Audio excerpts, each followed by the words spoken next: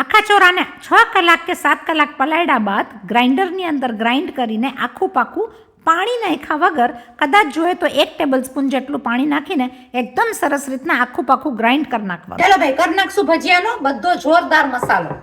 લઈ લેશું આપણે અડધો કાંદો, 1 ટેબલ સ્પૂન ચણાનો લોટ,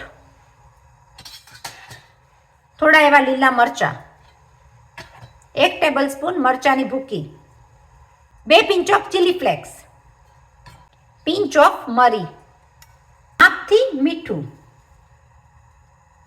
લઈ લેશું ફરતું એવું લીંબુ, કોથમીર કાપેલી, મેથીના પાન કાપેલા. મેથી અને સરગવાના પાન આની અંદર મિક્સ છે. કરી નાખશું બધી વસ્તુને મિક્સ.